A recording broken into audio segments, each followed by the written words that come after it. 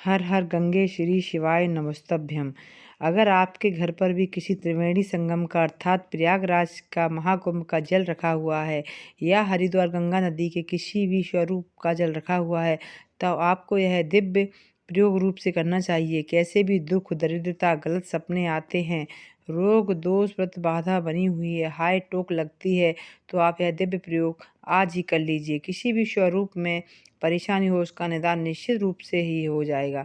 आप जानते होंगे, अगर आप किसी स्वरूप में प्रयागराज को जाना है या पवित्र नदी में जाना होता है, तो आप लोग जल वहाँ से ज़रूर भर कर लाते होंगे, परंतु कभी भी काशी से जल नहीं भरना चाहिए, क्योंकि कहना है कि काशी से जो जल भर के लाता है, पवित्र उसे मोक्षदायिनी स्थान है, वहाँ पवित्र गंगा नदी बहती है जो अद्भुत है। परंतु काशी का जल कभी भी आपको अपने साथ घर लेकर नहीं आना चाहिए, क्योंकि यह रोग, दोष, कष्ट, संकट, पीड़ा हो, उसको अपने घर पर आमंत्रित कर लेते हैं और अपने साथ भूत प्रेत बाधाओं को भी ले आते हैं, लाने का सामान माना जाता है। आप यह भी विविध कराते हैं कि चलो काशी का जल, तो गंगा जल में डुबकी लगाना पितरों को निर्मण तृपत पुण्य को अपनी महत्व होता है, परंतु काशी का जल भी कभी भी घर लाया जाता है। इसके पीछे गहरा कारण छुपा हुआ है, क्योंकि यहाँ कण कण में जो अपने आप में ऐसे जीव रहते हैं जो मोक्ष पाने के लिए ललियत रहते हैं, जहाँ पर मृत्यु भोज होना एक सबसे विशेष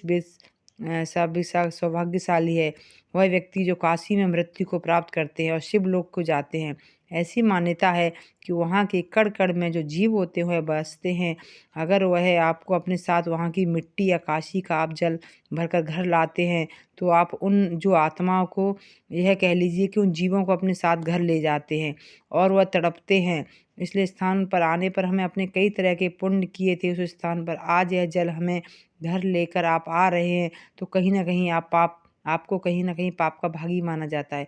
तो काशी से कभी भी जल ना भरें और आपके घर से बाहर कोई कभी नहीं छोड़ा जाता है। इसीलिए यह जो जल लाना शुभ नहीं है। तो आप नोट करते हुए चलिए कि अन्य पवित्र नदी गंगा जो स्वरूप में बह रही त्रिवेणी संगम का जल लाना बहुत ही शुभ और श्रेष्ठ माना जाता है।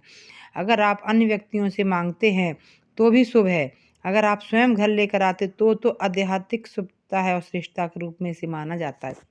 अगर त्रिवेणी संगम का जल घर में है, तो सबसे पहले उस जल को, अगर वहाँ से किसी मजबूरी के कारण आप प्लास्टिक की कैन में ले आए हैं, तो उस बोतल इत्यादि में लेकर आए हैं, तो उसे किसी तांबे या किसी स्टील के बर्तन में भरकर अपने घर के मंदिर में सबसे पहले रख लीजिए और इसे 1 मिनट के लिए अपने घर की रसोई में रखें और स्मरण करें। आपके उसके बाद अपने पितरों को याद करें, मंदिर में इसे स्थापित कर दें।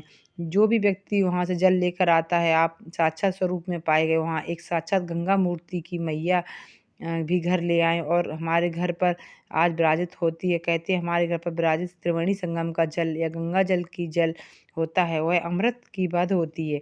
घर में मृत्यु, सूतक या पातक की स्थिति को, मासिक धर्म हो, तब अगर गलती से इसे स्पर्श कर लिया जाए, तो कभी भी यह दूषित नहीं होता है। इससे कोई दोष नहीं लगता। यह इतना पवित्र है कि पवित्र संगम का जल कहा जाता है। आपको घर पर आप ले आए, तो अब इसकी टेंशन ना करें। यह किसी भी स्वरूप में अशुद्ध नहीं माना जाता है। सभी प्रकार से इसको घर में रख सकते हैं, प्रभाव भी नहीं होता है। इतनी पवित्रता कही गई है कि जिससे घर में गंगा जल विराजित होता है, ना उस घर के पाप स्वतः ही स्वयं अपने आप नष्ट हो जाते हैं। प्राचीन समय से तो ऋषि को मुनि जन स्नान करने के बाद हमेशा आचमन गंगा जल से ही किया करते थे। हमेशा जो है गंगा जल की एक विशेषता है, अगर 1 लोटा जल है तो अपने एक मटके में आपने भरा हुआ है, तो उसमें से कुछ बूंद अपने गंगा जल की डाल दीजिए, तो समझ लीजिए कि वो गंगा जल ही बन चुका है। इसकी महत्व इतनी है कि गंगा जल अगर आपके घर में रखा रहता है, तो कभी भी उसमें किसी भी तरह से दुर्गंध नहीं आती है, किसी भी तरह से वो खराब नहीं होता है, भले ही वह कितने ही वर्षों तक रखा जा सके। इसकी महिमा कह पाना शब्दों में तो कठिन है, तो कमेंट्स में हर गंगे नमामि गंगे नम लिख दीजिए। आप सभी जानते होंगे कि पवित्र गंगा नदी का जल हो या सरस्वती मैया का जल हो, या तो अपने पवित्र घर में आप पवित्र होते हैं, तो हमेशा इन्हें सब अपने घर में लेकर आएँ इस जल को और घर को स्वच्छ रखें। दिन में आप इस बोतल को आप बर्तन वहाँ रखें, वहाँ से ले आए। प्लास्टिक लेकर आ गए तो उसमें स्टील या तांबे या पीतल के बर्तन में रख दें और तुरंत इससे गंगा जली को जो बर्तन है उसमें रोली और चंदन और मौल्य अक्षत स्वरूप में संप्रेरित करें। वस्त्र रूपी कलावा समर्पित करें और प्रार्थना करें कि हे गंगे मैया, त्रिवेणी संगम के पवित्र जल आपका स्वागत है मेरे घर में, विराजिए और मेरे परिवार के सभी दोष नष्ट करके मेरे सुख दुख में साथ चलिए। आप जानते होंगे किसी दाह संस्कार में कोई घर के पुरुष जाते हैं तो सबसे पहले गंगा जल उन पर छिड़का जाता है। आचमन अर्थात उनके मुख से जो है उनके हाथ में थोड़ा गंगा जल दिया जाता है और उनसे कहा जाता है कि आप जिससे आचमन करिए उससे इस व्यक्ति की शुद्धता हो जाती है। कोई प्रेत बाधा उसके साथ आई हर बला का नाश होता है और कई तरह की पीड़ाओं का भी नाश होता है। हमारे यहाँ तो ये वैसा माना जाता है कि बताइएगा इसके साथ साथ आप सबके यहाँ पे पितरों का श्राद्ध होता है तो उसमें गंगा जल का प्रयोग किया जाता है। तब पंडित जी आते हैं, तर्पण इत्यादि का काम होता है और या आपके घर में कोई शुभ कार्य होता है तब भी पंडित जी कहते हैं कि गंगा जल लाइए, तो यह कार्य विशेष हो जाता है। इत्यादि कार्य होते हैं उसमें यही गंगा जल प्रयोग में ले लेना चाहिए। गंगा जल प्रयोग में ले लेना चाहिए। त्रिवेणी संगम का जल अगर आप लाएँ तो अमावस्या, एकादशी, पूर्णिमा इत्यादि तिथि पर कोई भी व्रत उपवास का श्रेष्ठ दिन है। मासिक धर्म के 7वें 8वें दिन से किसी भी दिन आप इस दिव्य स्थान पर जा रहे हैं तो किसी यज्ञ हवन में बैठ रहे हैं तो किसी दिव्य जो मंदिर जाना हो गया है तो आपको लग रहा है कि वह शुद्ध नहीं है तो मेरी तो आप अपने ऊपर से एक बूंद जल छिड़क लीजिए, तो इतने में आपको बहुत सुंदर फल मिलता है और कर पाना कठिन है। सो आपको लगे कि 2-3 दिन के अंतराल हो गया है और आपको कुछ नकारात्मक किसी घर में महसूस हो रही है, तो गंगा जल का छिड़काव घर के हर कोने में करें। एक घर के कोने एक पवित्र स्थान का देवालय या शिवालय जैसा हो, उससे सुंदर महिमा आप उसका प्रयोग करके देखिएगा। जल के लोटे में सोमवार हो या मासिक शिवरात्रि हो, प्रदोष व्रत हो या अमावस्या हो, पूर्णिमा हो, अगर आपके घर के लोटे के जल में गंगा जल डालकर शिवलिंग का अभिषेक करते हैं, तो ऐसी मान्यता है कि महादेव से अधिक बहुत प्रसन्न होते हैं और मैया विराजमान है और उनके मस्तक पे गंगा मैया तो विराजमान है ही है। तो आप इस गंगा जल को मिश्रित जल चढ़ाता है, त्रिवेणी संगम का जल जो चढ़ाता है उसके रोग दोष कष्ट संकट प्रेतों को संबंधित कई प्रत्यय दोष इत्यादि लगा हुआ है उसका निदान अपने आप हो जाता है और परिवार में ऐसी बरकत होती है कि सुख सौभाग्य का वरदान मिल जाता है। तो इस तरह से आपका यह प्रयोग करना और समय समय पर जब आपको लगे कि मैं किसी अशुद्ध स्थान से आई हूँ या आया हूँ, मृत्युदाह संस्कार का मन आपका घबरा रहा है, आपको लगता है कि उस स्थान पर मेरी नकारात्मक ऊर्जा मुझे प्रभावित कर रही है, तो मन मेरा उदास है या कोई ऐसा लगे कि रोग दोष आपको सता रहे हैं, तो महामृत्यु मंत्र का जाप करते हुए आपको गंगा जल हो जा त्रिवेणी संगम का स्थल है, जल है या कोई भी नदी का जल है तो पवित्र गंगा जल को उसका आचमन आपको महामृत्यु मंत्र के जाप कर ग्रहण कर लेना चाहिए। 3 बार आचमन करना चाहिए। इससे बहुत श्रेष्ठ परिणाम मिलते हैं।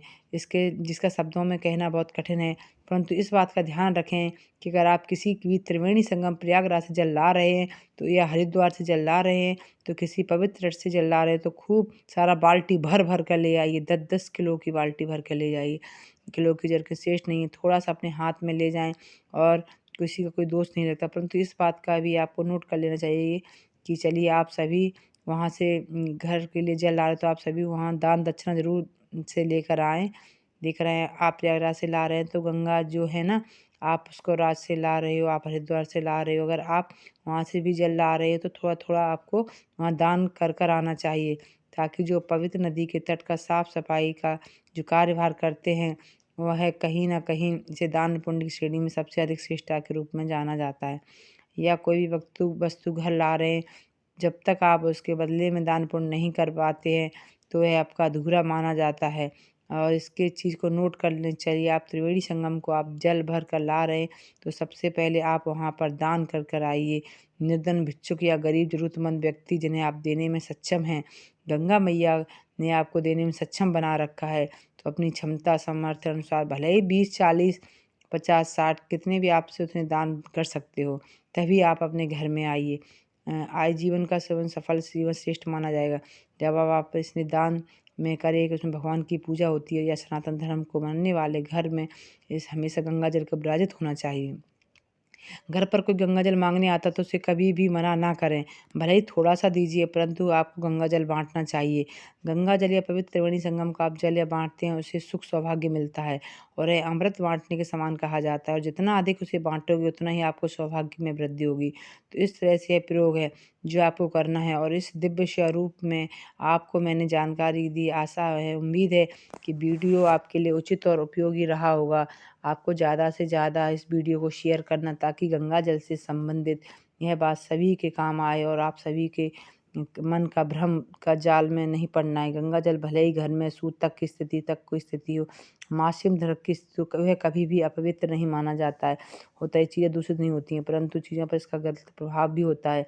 गंगा जल में इसका कभी भी कोई प्रभाव नहीं रहना चाहिए। तो इस चीज़ को नोट करते हुए चलिए कि अन्य सारे उपाय भी वर्जित हैं। जो गंगा जल से समृद्ध, त्रिवेणी संगम से समृद्ध जल के प्रयोग में कहे जाते हैं, इन प्रयोगों को आप अगर कर लेते हैं तो अद्भुत प्रताप उसका मिलता है। पवित्र नदी के तट पर जल ला रहे हैं या भंडारा खा रहे हैं, तो आप वहाँ पुण्य ज़रूर कर कर आइए।